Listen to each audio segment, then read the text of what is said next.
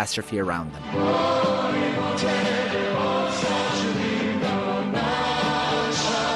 Jeste čuli da je u Beogradu pre nekoliko sati proglašena vazdušna opasnost? Da, i baš me briga. Clintone, ju pobedit ćemo. Hoću da kažem da je Clinton žena i nema srce, nema milost i šta mu jebem. Izvinjavam se. Ako ovaj most bude srušen, mi ćemo ga napravimo za 3 sata. Jer tako smo u mogućnosti. We thought the Serbs should last 5 days under the bombing, and then, no one expected them to run onto bridges and put on Target t-shirts. The declared mission was to stop the violence in Kosovo and topple Slobo. Bombing Yugoslavia had the opposite effect, as the conflict in Kosovo only intensified and the public rallied behind Slobo. The reality of the war, however, was far too gruesome. Schools, hospitals, bridges, TV stations, and even foreign embassies were all legitimate military targets for NATO. Things that they bombed, the power grid, night after night they would hit the power grid, knock it out so that they couldn't pump water and they couldn't, the bakeries couldn't fire up in Belgrade, so denying millions of people access to daily bread and water. How does that affect the counterinsurgency efforts of the Serbian security forces in the province of Kosovo? These were attacks on the Serbian people. When civilians died, they called them, collateral damages, and that's what, makes you feel bad, because humans, they have their names and they're everything for their families, but for the rest of the world, they're just collateral damage. They hit the cigarette factory in Niš 3 times. And it ended up being purchased by Philip Morris. Well, if I walk into a supermarket with a hammer and start smashing stuff and then say, look, I'll pay you a pittance for the remains, I'm a Viking or a Vandal. Apparently, the cigarettes made in Niš were also killing Albanians in Kosovo, so they needed to be taken out. Obviously, Philip Morris had an issue with the cigarette factory in Niš. It was one of their main competitors in the European market. The real purpose of the war was to economically colonize the country, to replace the entire non-compatible domestic infrastructure with German-compatible, American-compatible economic systems. So bomb the car factory, the Yugo car factory, the car that managed to make it into the U.S. market. The Yugo, it's the road back to sanity. Bomb that to the ground. Bomb the cement factories, bomb the oil industry, bomb all of the telecommunication systems, so you can sell them the new ones much more expensive, not any better. If this was NATO's job, it had to have been well coordinated in advance. In fact, almost a year prior to the war, the World Bank carefully analyzed the consequences of an eventual military intervention leading to the occupation of Kosovo, and conducted relevant simulations which anticipated the possibility of an emergency scenario arising out of the tensions in Kosovo. This suggests that NATO had already briefed the World Bank at an early stage of military planning. The plans for occupation started before a good enough pretext to intervene was found. But hold on, occupation? Weren't we told that Kosovo was to be liberated from the Serbian aggressors who invaded it? Well, I've yet to find someone who can explain how a country can invade itself. History was twisted in a way that would give the West a believable pretext to intervene. After 5 centuries of Turkish rule, Kosovo legally became a part of Serbia in 1912. By then, a lot of the Serbs were long gone, and those that were left were again under persecution during World War II when the Albanian fascists took over Kosovo. Mustafa Kruja, the Prime Minister of Albania, was in Kosovo in June of 1942 and had a meeting with the Albanian leaders of Kosovo. He said, "We should endeavor to ensure that the Serb population of Kosovo the area be cleansed of them, and all Serbs who had been living there for centuries should be termed colonialists and sent to concentration camps in Albania. The Serb settlers should be killed." The terror against the indigenous Serbian population reached significant proportions, with over 10,000 being killed in cold blood and twice that number being expelled.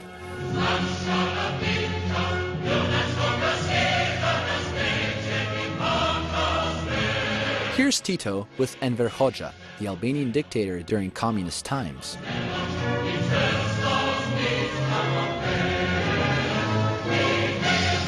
You see, one thing I didn't mention about Tito is that he didn't just want to be ruler of Yugoslavia.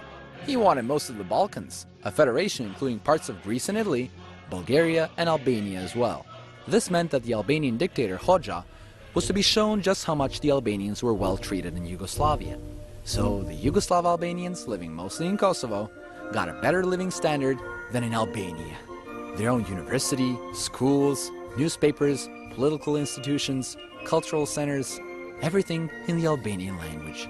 Albanians from Albania were flooding into Kosovo with ease, and the Serbs were being pushed out. Ovdje su bili 200 srpskih kuća, sada su svega 5. Sve je to otišlo od terora, od pritiska. Western media failed to mention any of this. The official story was that Kosovo Albanians wanted independence because of Slobo's actions in the 1990s, which ignored the fact that Albanians demanded for Kosovo the status of a republic quickly after Tito's Yugoslavia was formed, around the time Slobo was born, and even held mass demonstrations in 1968. In 1974, Tito gave Kosovo, still a province of Serbia, all the traits of a republic, and this effectively helped the Albanian leaders to continue what was started in World War II.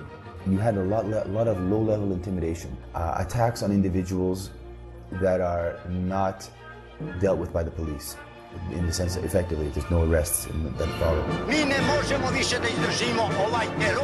A New York Times article published on July 12, 1982, many years before Slobo came to power, said that the exodus of Serbs is admittedly one of the main problems that the authorities have to contend with in Kosovo. Regarding the Albanians who want to separate from Yugoslavia, Beqir Hoti, an executive secretary of the Communist Party of Kosovo, stated that the nationalists have a two-point platform.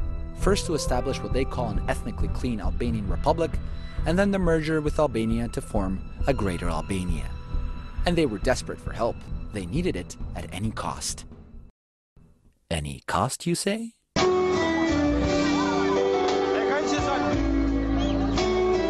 Madeline, I love you. I forget you never. Madeline, I adore you. Now and forever.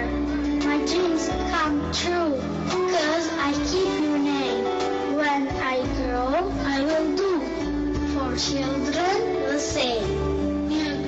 There are a lot of little girls in Kosovo whose first name is Madeline.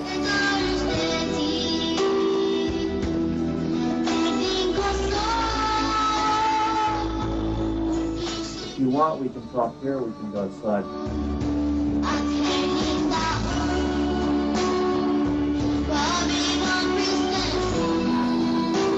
Mr. Glock, this is your group, your KLA, former fighters.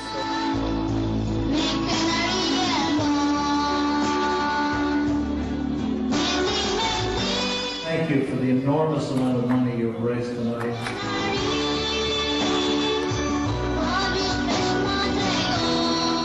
I must say, I never expected that anywhere someone would make such a big statue of me.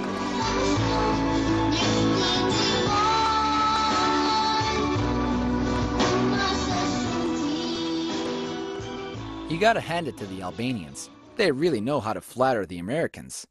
Trouble is, the Albanians didn't know what they were getting themselves into. In 1998, the KLA was still classified by the US State Department as a terrorist organization bankrolled by the proceeds from the heroin trade and by Osama bin Laden. As it became more evident that the KLA was driving events in Kosovo, the US realized it could use them for their own interests. The whole northern Albania region was actually under the control of the KLA, not the Albanian government. And US cargo planes were landing at the rate of 2 a day, bringing supplies and arms shipments.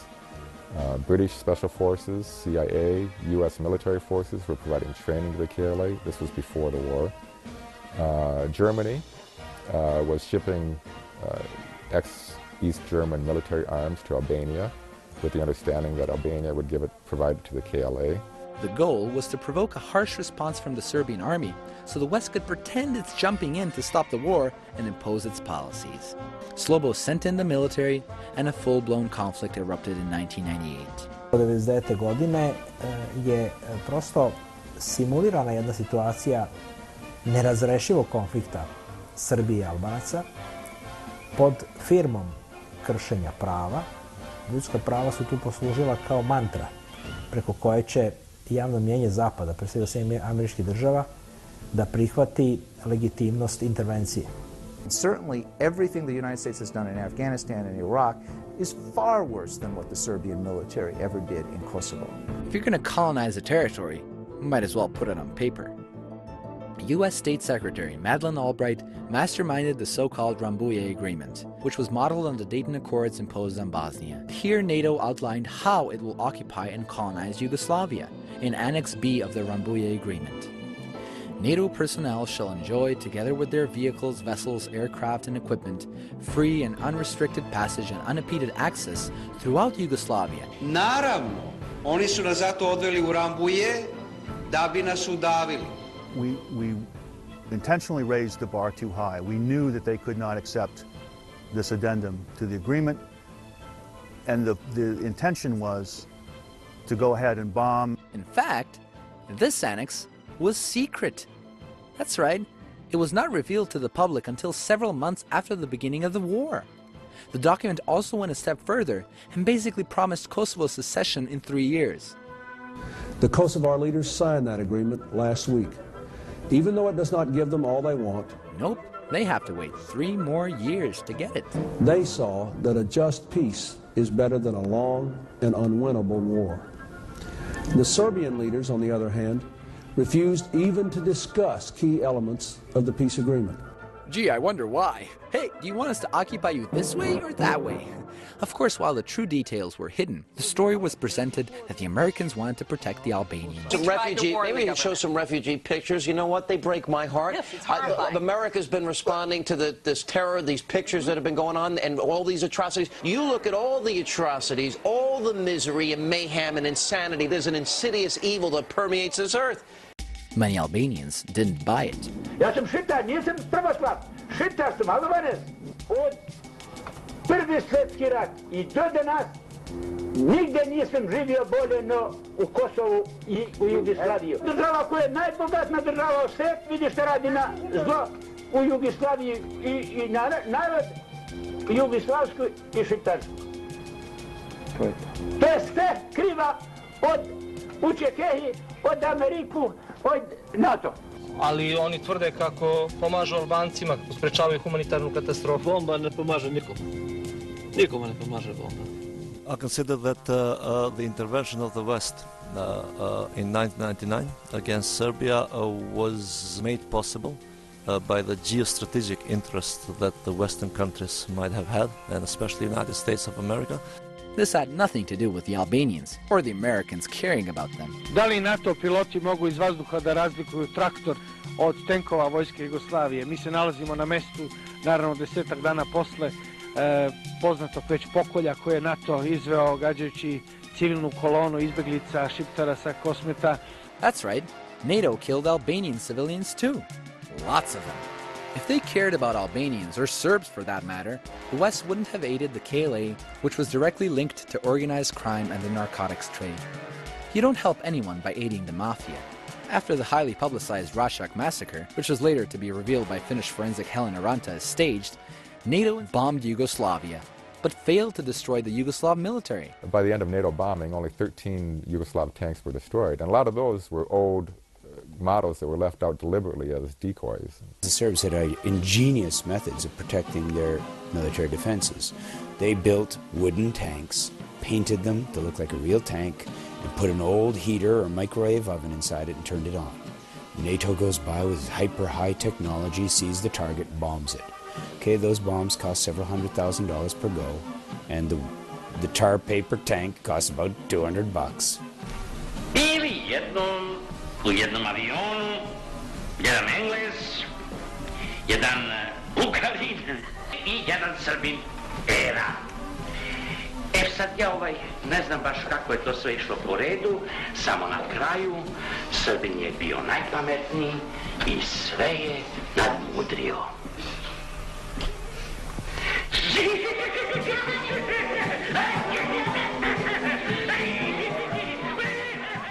So, why did Slobo give in to NATO? At the June 2nd meeting, when Marti Ahtisaari and Viktor Chernomyrdin came to Belgrade to meet with Milosevic, Ahtisaari read NATO's terms, and Milosevic asked, what will happen then if I don't sign? And there's a table between them with the flower vase, and Ahtisaari moved the vase to the side and said, Belgrade will be like this table. And he repeated the gesture of his arm sweeping across the table. And he said, in a week's time, there'll be 500,000 dead. And we'll be carpet bombing Belgrade. Faced with Ahtisaari's monstrous threat, Slobo had no choice and signed the agreement, while Ahtisaari went on to win the Nobel Peace Prize in 2008. This is a CBS News special report, part of our continuing coverage of the crisis over Kosovo. Earlier today, Serb forces began withdrawing from Kosovo, and NATO suspended its 11-week bombing campaign. The first step of the Western geostrategic interest was fulfilled in 1999, being that NATO troops entered Kosovo and then remain still in Kosovo. Along with U.S. troops, which established Camp Bondsteel, their second largest foreign military base outside of Germany, an army of lawyers and consultants was sent into the now occupied Kosovo under World Bank auspices to create an enabling environment for foreign capital. And how was this done? They set up an organization to manage the privatization of socially owned enterprises.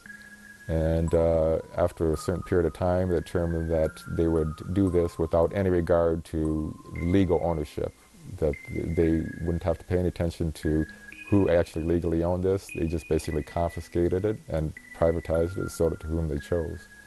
Yugoslav state banks in Kosovo were closed down and the Deutschmark was adopted as legal tender. Almost the entire banking system in Kosovo was handed over to Germany's Commerzbank AG, which guaranteed full control over commercial banking functions in the province. 1 second though, think about this for a little bit. Human rights violations, war crimes. Those are the reasons the West went into Kosovo, we've been told by the media, right? So why was the head of the UN mission in Kosovo most obsessed with taking over a coal mine from the Serbs? Prior to the bombings, Western investors already had their eyes riveted on the massive Trepča mining complex, which constitutes the most valuable piece of real estate in the Balkans, worth at least $5 billion. The Trepča complex not only includes copper and large reserves of zinc, but also cadmium, gold, and silver. The International Crisis Group, a think tank supported by financier George Soros, issued a paper on Trepča making sense of the labyrinth, which told UNMIK to take over the Trepča mining complex from the Serbs as quickly as possible, and that handing Trepča over to the Kosovars is ruled out. And in August 2000, UNMIK head Bernard Kouchner sent in heavily armed peacekeepers wearing surgical masks against toxic smoke to occupy the mine. This was done on the pretense that it was creating an environmental hazard through extensive air pollution. Of course, a healthy environment has always been a top priority of the West in Yugoslavia, even during the bombing campaign nicknamed Merciful Angel.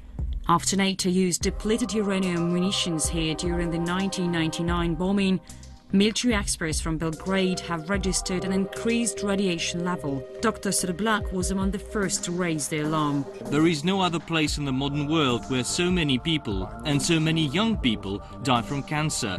In this animal hospital in the south of Serbia, there is evidence of something going wrong. And as it takes billions of years for uranium to decay, the shadow of the ghost of the Merciful Angel will hang over the region virtually forever. See, that's perfectly fine. Meanwhile, the United Nations had handed over the management of the entire Trepča mining complex to Western Consortium. With a stake in the Trepča deal was Morrison Knudsen International. The new conglomerate was the Washington Group, one of the world's most powerful engineering and construction firms, as well as a major defense contractor in the US. Are any of the Western politicians, businessmen, or lobbyists facing charges for stealing from the Yugoslav people, for crimes against the people of the former Yugoslavia? Nope, not a single one of them. Instead, to escape any persecution, they set up a tribunal in The Hague, the Netherlands, to try the Yugoslav people involved in the war. The Hague Tribunal was founded in 1993 on the basis of the Security Council resolution rather than General Assembly resolution, which means that it is an ad hoc body created on the basis of political rather than legal principles. When you're creating a colony, you only lock up the dissidents. Back in Belgrade, Slobo, who was declared the man of peace in 1995 when he handed over Bosnia to the West after he was being stubborn about doing the same for Kosovo, got indicted for war crimes. I think every major world leader knows that if they don't go along with the system, they're likely to be taken out one way or another. After an extensive anti-Slobo campaign readily financed by Western wallets, the EU and the United States have spent millions of euros in equipping opposition movements inside Yugoslavia with the necessary resources to fight an election campaign. Slobo lost the elections in September of 2000, but wouldn't heel to his opponent, Vojislav Koštunica. Vojo decided that enough was enough.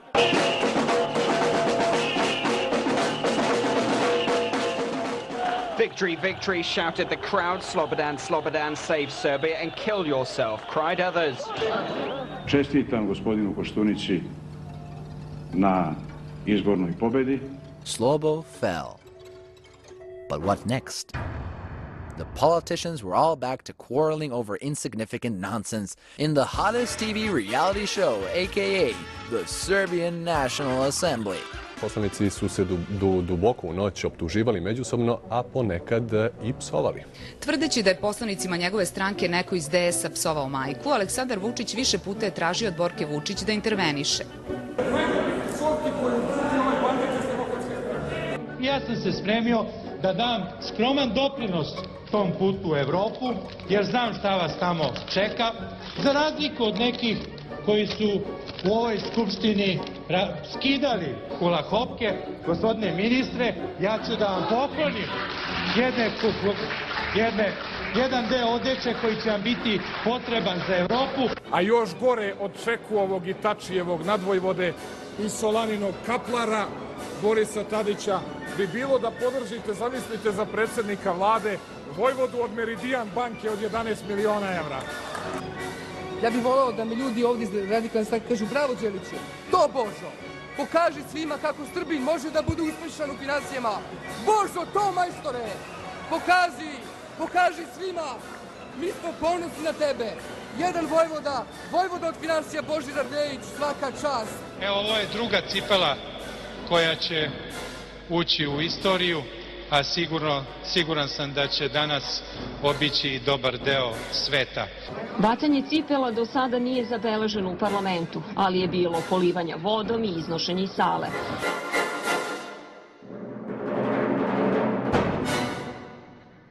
Instead of focusing on the really important things, they allowed the further fragmentation of Yugoslavia. In 2003, the name Yugoslavia officially ceased to exist, thanks to the genius prescription of Javier Solana. Je to onaj čuveni doktor Solana? Jeste, čuveni natolog, poepsolog I bombardolog. However, one man didn't want to give up his country and its system so easily. Blaško Gabrić, from my hometown of Subotica, decided to make a radical move. Yugoslavian socialism was much, much better socialism than any other socialism, like comparing with Russians or comparing with Chinese. We had heaven. If you can imagine a heaven in the earth, that was Yugoslavia. Blaško explains who took away his piece of heaven. The Western world, they want to talk, you will go to heaven when you die. They don't want to afford you a heaven when you are alive. So he turned his property of 15 hectares into a new, fourth Yugoslavia. If they destroy your factory, if they put everything on private, whatever we had, we don't have anymore, how you call that? The West said this was democracy. We have a very, very nice joke when Muslim people ask the priest, how can he explain democracy to them, to be capable to understand? So, well, very simple, I can explain that to you.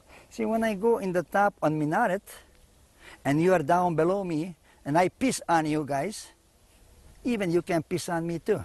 That's democracy. Well, jokes aside, taking away Yugoslavia's name had a more malevolent motive. Yeah, when they take Yugoslavia away, when they call Serbians in Montenegro, West promised to the Montenegro, leave the Serbia alone. Come 2006, after a controversial referendum, Montenegro became the newest country of the world. 55.4% of citizens voted for independence of Montenegro. However, another part of the former Yugoslavia still wanted that title. You guessed it, Kosovo. In the same year, negotiations began between the Belgrade government and the Albanian minority over the status of Kosovo. However, the so-called negotiations were a farce from the beginning, as almost all the Western powers were promising Kosovo independence regardless of the negotiations. Sooner rather than later, you got to say enough's enough. Kosovo's independent. And that's the position we've taken. The people of Kosovo need to know that it is a solid, firm position. And even though there's diplomacy and talks, but if it's apparent that that's not going to happen in a relatively quick period of time, in my judgment, we need to put forward the resolution. Think about it. If you had some of the world's largest powers telling you that you can get whatever you want, why the hell would you settle for any less and try to reach a compromise? As anticipated, the talks broke down and Kosovo unilaterally declared independence. It has been an honor to welcome the President and Prime Minister of an independent Kosovo to the Oval Office. I'm proud you all are here. I welcome you. I'm a strong supporter of Kosovo's independence.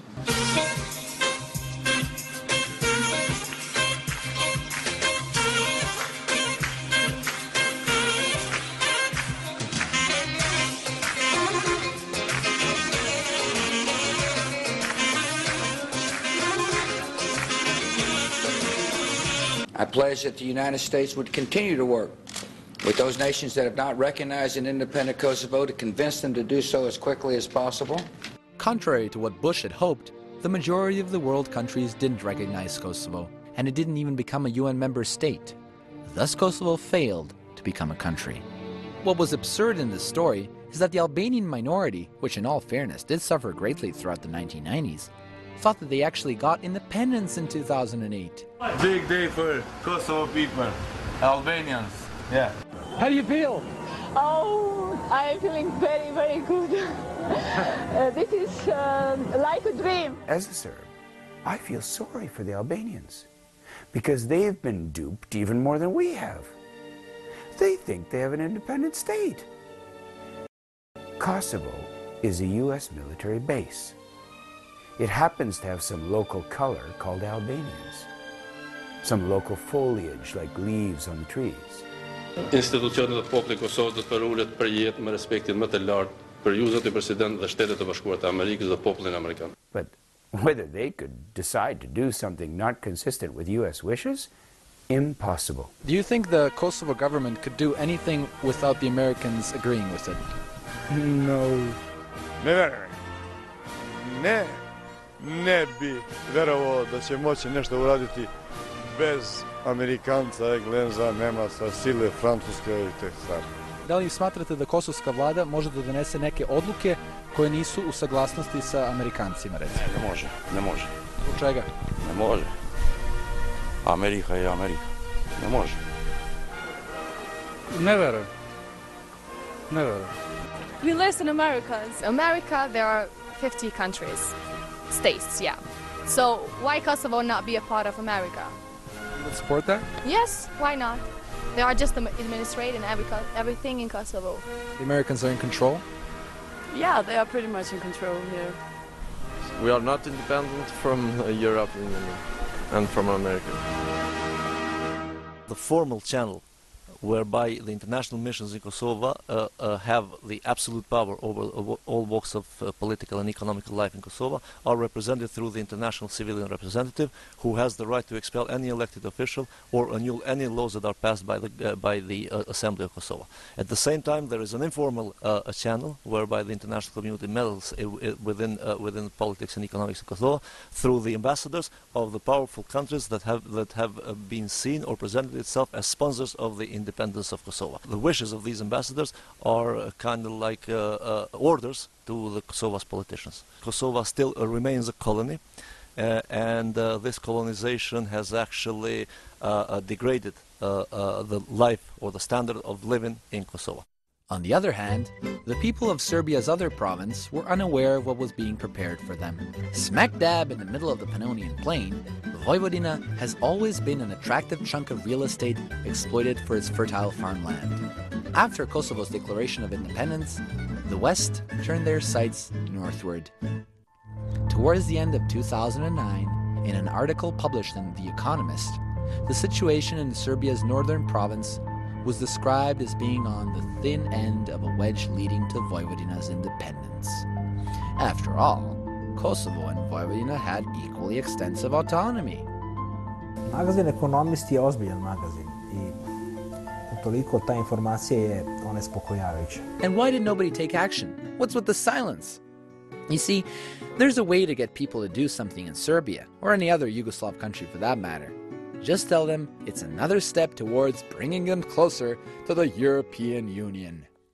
The EU, a unique political and economic partnership of European countries, provides states with an exchange of goods, people, and ideas on a market that includes around 1 billion inhabitants. Apart from the official definition, there's more to it than the eye can see. The European Union is a project of the elite class of Europe that denies the value of the genuine heritage of European civilization and seeks to replace it with politically correct dictate of the ideology of postmodernism and post-nationalism. First, your country has to open its market to EU products and sell all its banks, which is like giving away your queen and rook in a game of chess. Then your country's domestic industry, agriculture, and money market goes bust, which allows foreign companies to get a good purchase price on your most valuable assets. If we continue the chess analogy, your government is playing as a beginner against the EU, who is 10 steps ahead of you. You may know how to move the figures, but your opponent knows how to draw you to thin ice and get what he wants. Checkmate. In the Czech Republic, the EU forced the sugar industry to close their factories. Because the EU had too much sugar it was importing from Cuba that made them a bigger profit. Instead, the Czechs got a little gift from the Germans, their dirty industry, which they couldn't keep in Germany due to the Kyoto Protocol. In Hungary, the people's vineyards were first destroyed by French dumping prices, which then caused the Hungarians to not be able to pay back their loans to the banks, and foreigners bought their property at low prices. This is why the most famous Hungarian vineyards, such as Tokaj, are owned by the English. There's no work, says this man, just poverty. The situation has become worse since the sugar factory in nearby Serench closed down last year.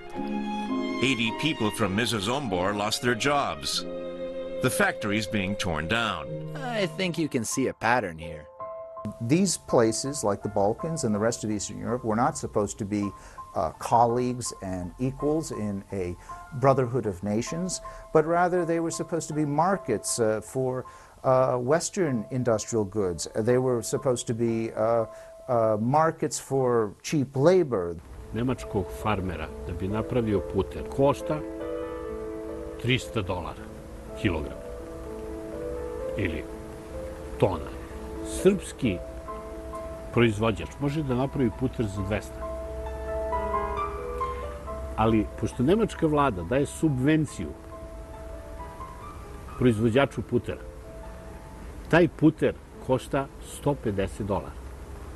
I taj puter je $50 jeftiniji nego srpski. I mi jednog dana dobijemo kompletnu lepezu uvežene poljoprivrednih roba, a naš seljak nema gde to da proda.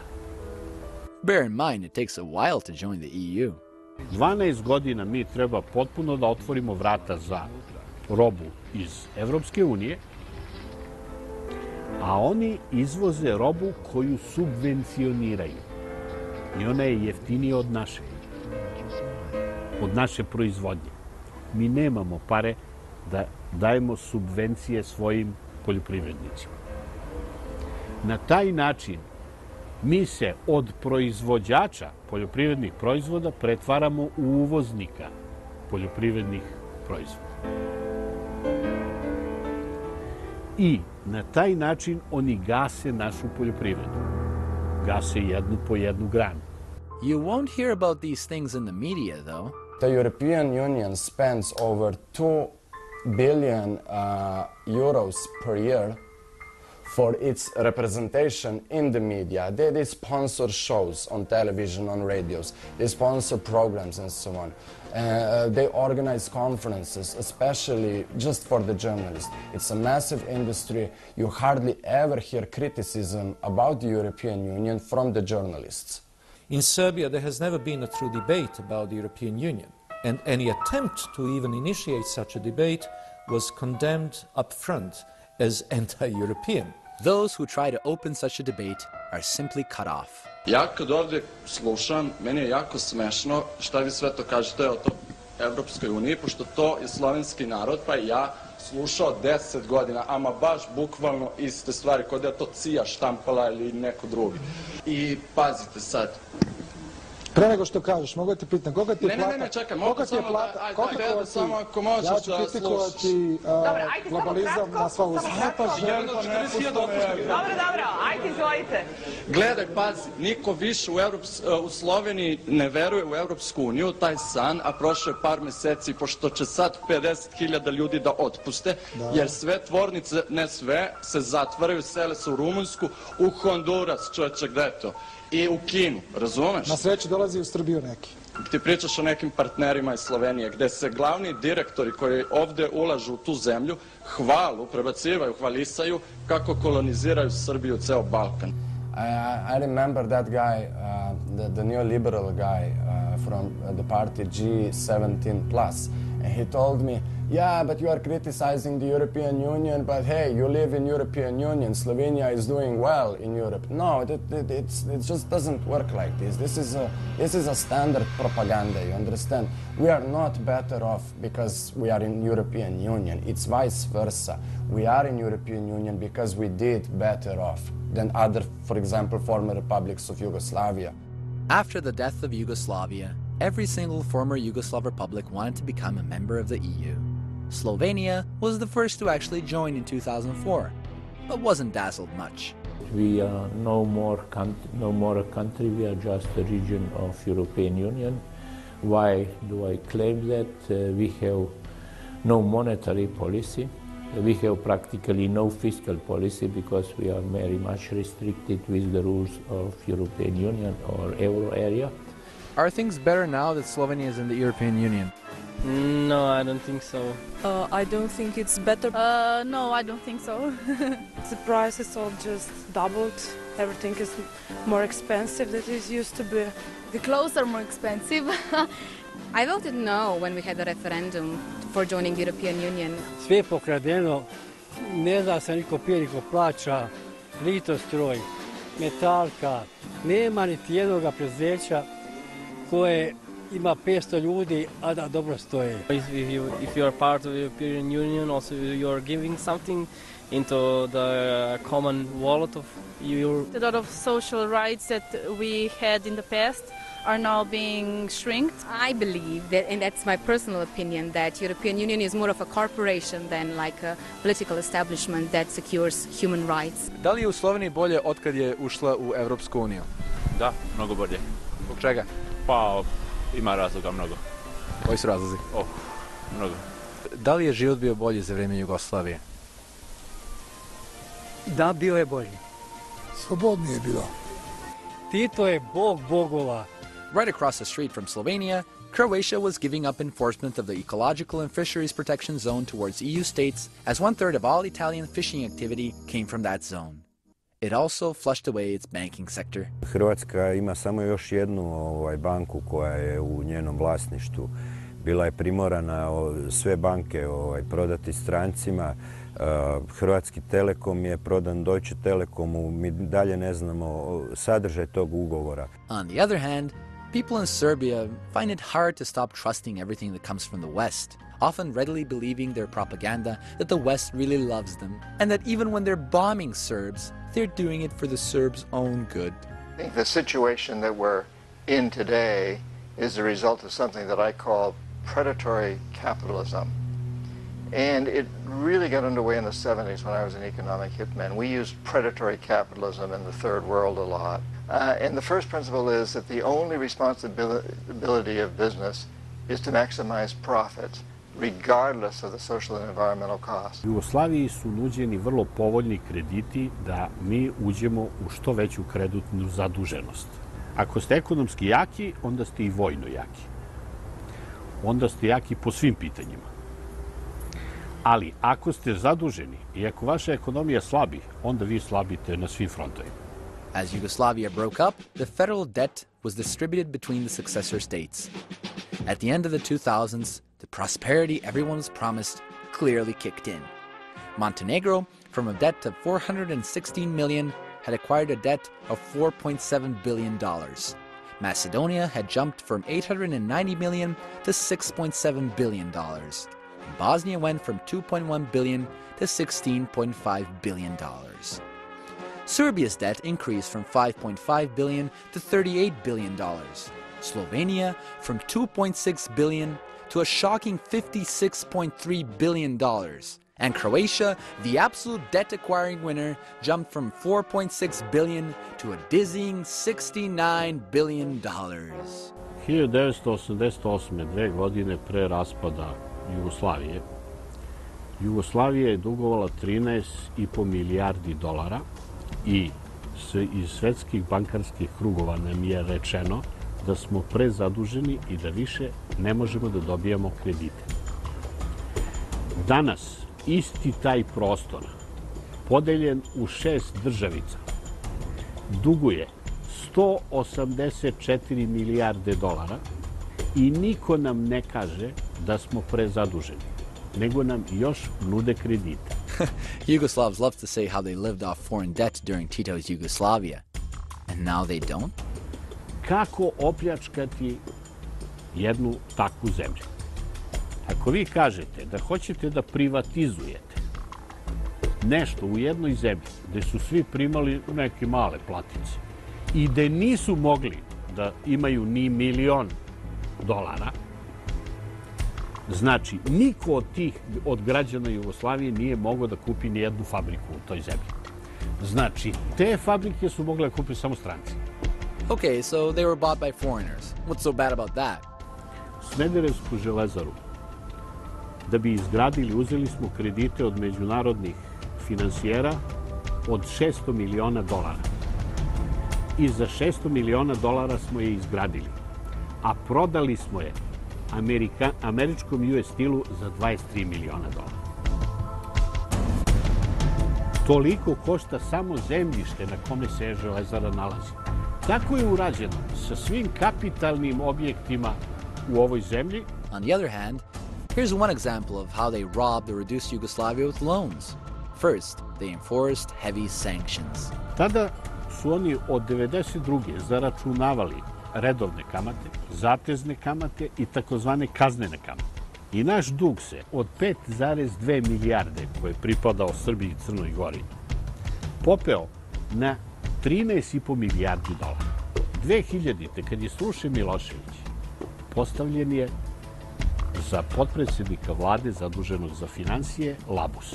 Miroljub Labus was, by the way, a member of the G17, those so-called pro-IMF experts. Labus je došao i jednim perom potpisao da mi prihvatamo da platimo sve kamate, redovne, zatezne i kaznene za period od 8 godina, od 1992. do 2000. I uveo tu Jugoslaviju u jedan potpuno dužničko ropstvo, jer smo mi platili 8,5 milijarde Zapadu, a oni su nas blokirali, nismo mi njih blokirali. In 2008, Croatia earned $9.3 billion from tourism, which amounts to some 20% of Croatia's overall GDP. And this would have been great had the money actually stayed in Croatia. Sve hotele, najbolje hotele na Jadranskoj obali su kupili nemačke i austrijske kompanije. Of those $9.3 billion, Croatia was left with small waiter salaries, wage taxes, the goods and services tax of 19%, and a handful of euros from restaurants, cafes, and private accommodation. While the profit went to Germany.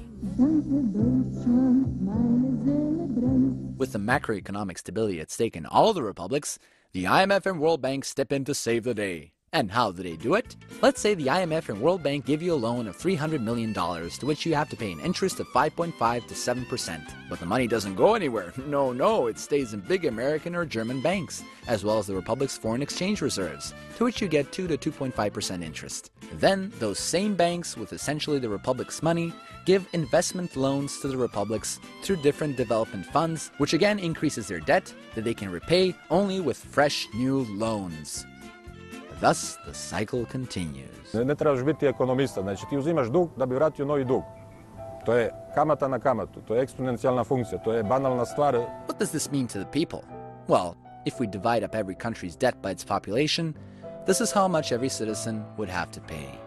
Yet many people still think that foreign factors want to help them. Želi su uništiti, i to se uspješno nažalost radi, dosta dobro, vjera u vlastite mogućnosti, vlastite sposobnosti.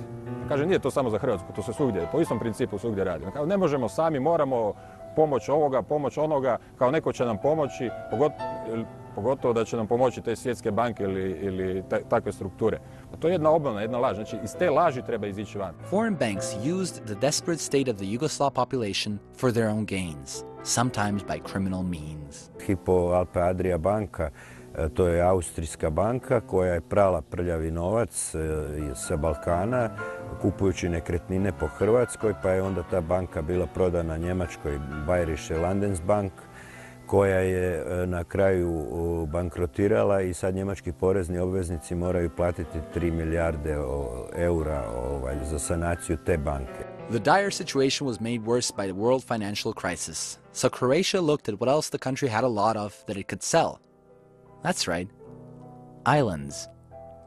In 2009, Britain's independent newspaper announced that Croatia wants to sell the Brijuni Islands, which is also a national park, and located on it, Tito's luxurious former residence. Milioni su vrlo atraktivni i u tom smislu su izabrani da budu taj jedan špic kojim se želi probiti, znači taj psihološka barijera u narodu da se odrekne svog teritorija i doslovce, svojeg najljepšeg dijela teritorija ili jednog od najljepših. Meanwhile, in the colony of Bosnia, the IMF added Article 7 to Bosnia's new constitution, drawn up in Dayton, Ohio. They decided that the governing board of the central bank shall consist of a governor appointed by the International Monetary Fund, and that the governor shall not be a citizen of Bosnia and Herzegovina or any neighboring state. Therefore, the government does not have control of its country's economy. But it wouldn't be fair to say that all the money invested in Bosnia was used to repay its loans. No, a lot of the money did go to the Bosnian people, except that it went to a very few Bosnian people. Very, very few. In fact, according to an anti-fraud unit that was set up by the Office of the High Representative, $1 billion disappeared from public funds and international aid projects from 1995 to 1999. Where did all this go, one might ask? Well, for example, in the town of Sanski Most, money went to a horse racing track rather than developing the economy or infrastructure. If you're going to steal public and aid funds, you might as well go all out and gamble it too, right? The same mayor of this town also gave $450,000 provided by Saudi Arabia to his brother, so the guy can open a new bank. He also faces 358 charges of corruption. On the other hand, Montenegro relied heavily on cigarette smuggling to keep the country afloat during the war years. Its leaders, Bulatovic and Đukanović, claimed they never personally benefited from the smuggling. Which is really odd, considering that Prime Minister Đukanović was the 20th richest statesman in the world in 2010, more than 3 times richer than Nicolas Sarkozy and Barack Obama combined. Milo Đukanović has been more successful than most in turning his entire country into a personal fiefdom operated on the basis of Cosa Nostra principles. In fact, I think his personal net worth is much greater than the one officially listed, that in reality he can claim to own everything there is in Montenegro.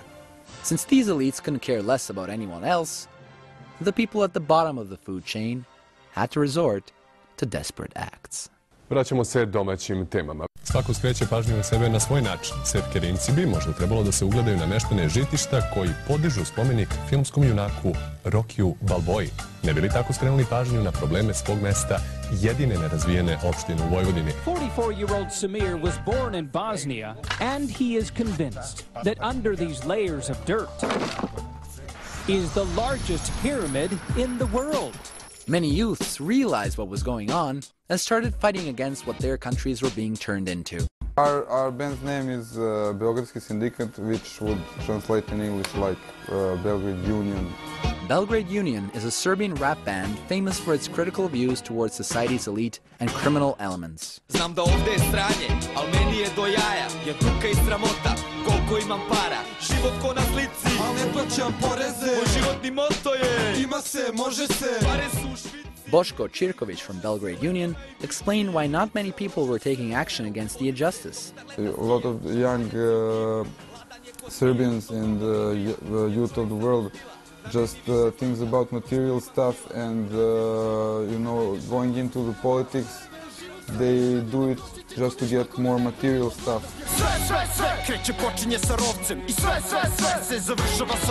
If I was in the same room with the guys running this country, the main guy is my ex-high school psychology teacher, I would conduct the real revolution on them. Ovo nimalo nije politički korektno, ni levo ni desno, već pravo mesto. Ovdje nemate kontrolu, to je masovna reakcija. Zapitaj se dokle, kakav si to čovek, polizan i plašljiv, živiš bez slobode. How that would turn out, I don't know. But some of us probably would not leave the room. Oni su sistem, instrukcija, dogma, korupcija, teror, institucija, represija, ubija, mafija, murija, država hajdučija, kadija, sudija, a mi smo revolucija. Oni su nije naša Srbija. Down in Sarajevo, things weren't much different. Mi potražujemo danas plate za 2003. 2004. 2005. 2006. i molim vas lijepo 2007. godinu. Ovo je zemlja koja se zove Bosna i Hercegovina. U ovoj zemlji se pljačka na sve strane. I opet će najveću cijenu za to platiti građani ove zemlje. Ne dam ostavku, neće ova vlada podnijeti ostavku. Neće iz 1000 razloga. Država propada, a vladajući kleptomani se sve više bogate. Sve trpi, šuti, bit će bolje, bit će bolje. Pa ovo je država za požaliti.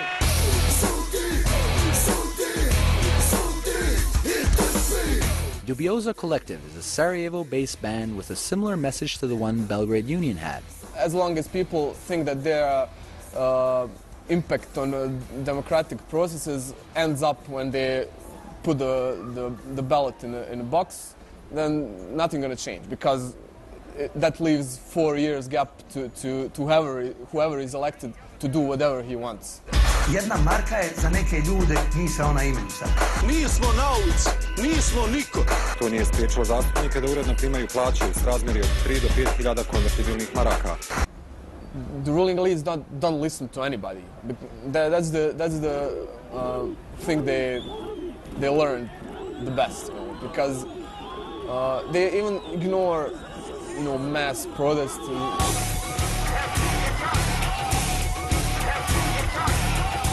Oni vrlo vješto koriste tu jeftinu priču nacionalizma i s njom zaluđuju mase kako bi se sve više i više bogatili.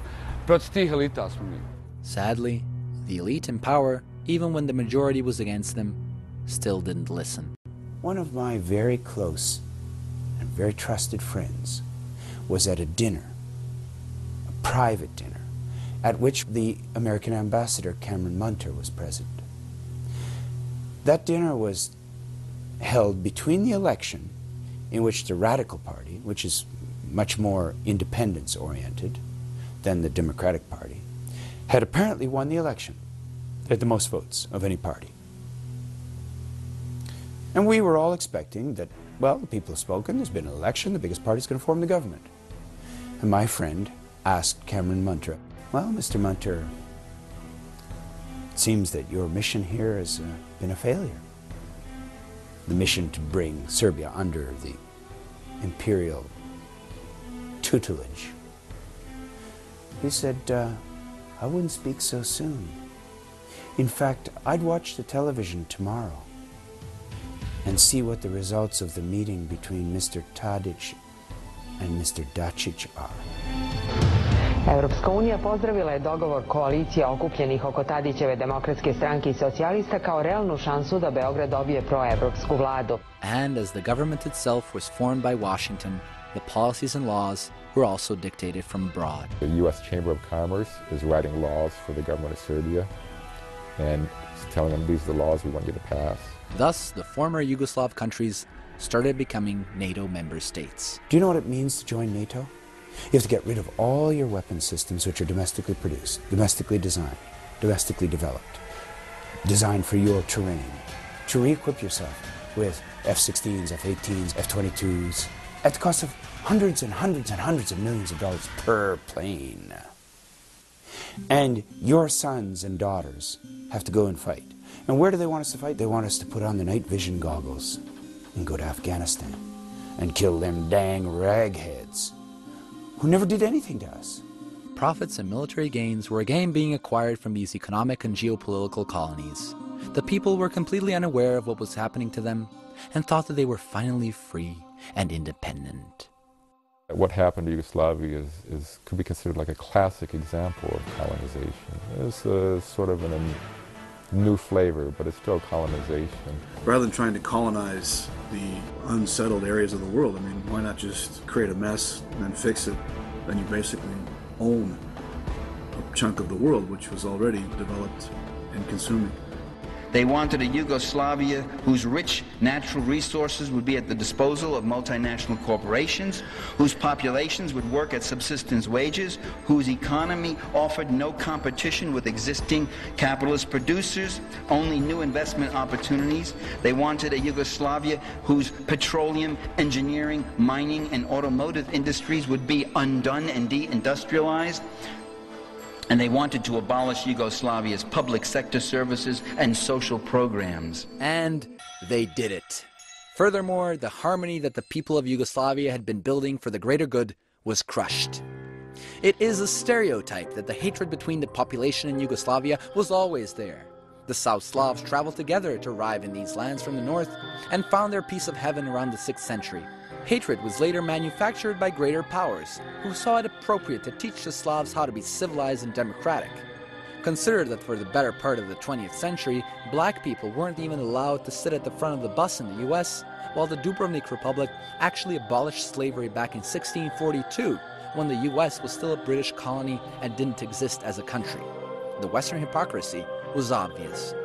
Why would a Croat really hate a Serb or a Serb hate a Muslim? Because of what someone somewhere did and who knows when? Because of what TV says? Hasn't history shown that these people were in fact able to live together? Or is this all irrelevant the moment someone starts arguing about who did what to whom how many times worse? To živiš neprekidno u nekoj mržnji?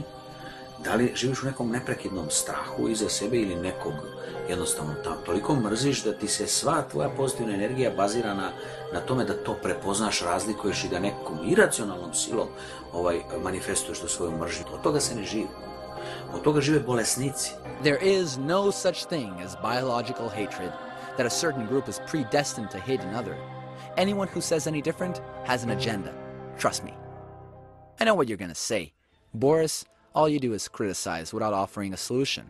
Well, for the solution, all you need to do is look at the stories of those who said no to this madness, who decide to act as human beings during inhuman times. Kad se čovjek makne ispod kišobrana kolektiviteta koji ga gura prema zlu, može biti plemenit i hrabar. Da su ljudi bili i da je bilo većina onih koji su razmišljali kao moj suprug, naravno da do rata ne bi došlo. Corrupt politicians, army generals, or war profiteers were to blame for the colonization of Yugoslavia just as much as the colonists from the West. Nobody could have done this to us if we were not as weak as we are in defining ourselves and defending our own history. If we, as a nation, stand up, no one can keep us down. There is no cruise missile, there is no imperial power, there is no spying network, there is no media domination that can crush our people. Yugoslavs must become aware that their countries are Western colonies, victims of rampant and merciless globalization, bound by economic, social, and political chains. If they don't, the weight of chains will slowly get unbearable. The land of the South Slavs, whatever you call it, has great potential shared by some of the most diverse and enigmatic people in the world. The East thought they were the West. The West considered them the East. Some of them misunderstood their place in the clash of currents, so outside powers exploited them for centuries. Enough.